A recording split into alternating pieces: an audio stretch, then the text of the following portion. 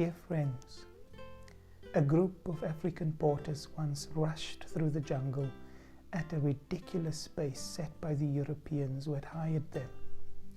Eventually they got to a clearing and they sat down. The Europeans tried to get them moving again, but the head porter said, "No, we're not moving. We've come so far and so fast that we now have to wait for our souls to catch up with us." I've recently been pondering on Mark 1 verses 29 to 39. We read that Jesus goes home with Simon, where Simon's mother-in-law is very ill, and Jesus heals her. It's a touching story of remarkable particularity in Jesus' ministry, and it reveals his care for and commitment to the individuals who had chosen to follow him. Now, when we read this story, there is no question in my mind that God is a personal God, available to each of us individually. However, immediately after this story, we discover the whole community gathering at the door of the house, bringing their needs to Jesus. And again, with this nameless crowd, Jesus is present, he's available, and is compassionate. Then finally, after taking some time out to recharge, the disciples tell Jesus that people are looking for him. But he tells them that they must continue on to other villages in the region to minister to others. Now, it's like the gospel writer wants to show us how Jesus' ministry moved so comfortably from the individual to the community. It's encouraging to see how Jesus moved so easily from serving a friend's mother-in-law to serving a whole town. Now, perhaps we cannot all do this.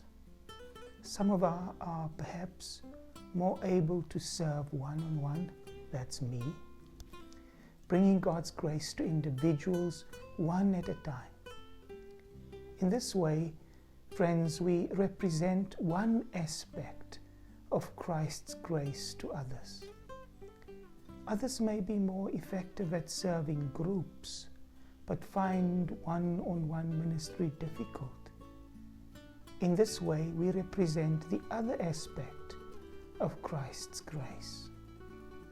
Both of these are valid and valuable ways to serve.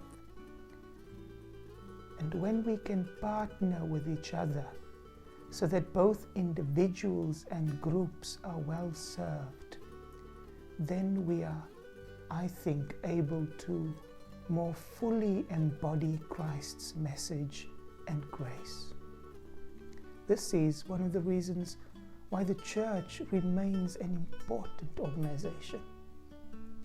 However, we may serve, friends, though it is important to take note of the fact that even Jesus needed to take out time by himself to pray, to rest, and to recharge his energies.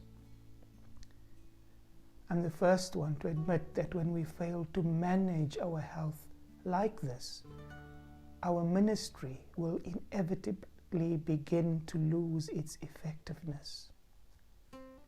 We do well, though, when we follow Christ's example and make time for the things that restore us. Then, when we have recharged, we can return to service with enthusiasm and strength. As I speak to you, I have now led worship at 27 of the 52 churches in the circuit since September. I'm so aware of the many challenges we face as individual churches and as a circuit. Many of you have told me how tired you are, how you want to continue to serve Christ out of a deep conviction of faith, but that physically and numerically and financially You just cannot do what you used to do. When I arrived here in September, I fully intended to hit the ground kneeling and to listen carefully. Well, I can tell you that I've hit the ground, not just running, but sprinting. And my body is beginning to tell me that that is not good. Remember the image of our porters at the beginning of this talk.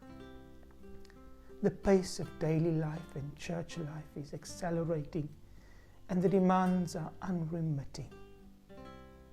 It is as if we got on the slow train that stops at every little village, but instead of chugging its way gently through the countryside, it's getting faster and faster, accelerating steadily and relentlessly, streaming through every station until the carriage is swaying alarmingly and we are hanging on to our seats and to our luggage, and the speed still increases.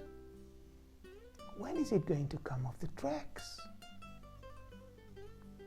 In a culture where speed and the ability to pack in more are becoming self-defeating, many people cry out for space and long to slow down. Friends, I'm convinced that we need to build some slowing down time into our lives. And I'm the first one to admit that I'm not very good at that. It's only when we build in slowing down time that we can listen to the quiet whispers of God. We need to create times for stopping and resting. Slowing down is a vital part of the spiritual journey.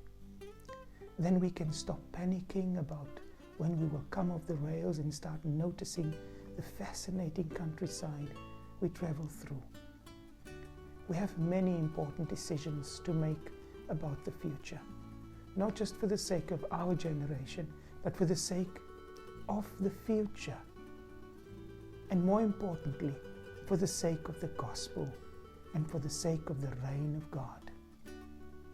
I was deeply touched by the latest pastoral letter of the Secretary of Conference, wherein he says, and I quote, "We cannot go on as we have been. We cannot continue to do all that we have done.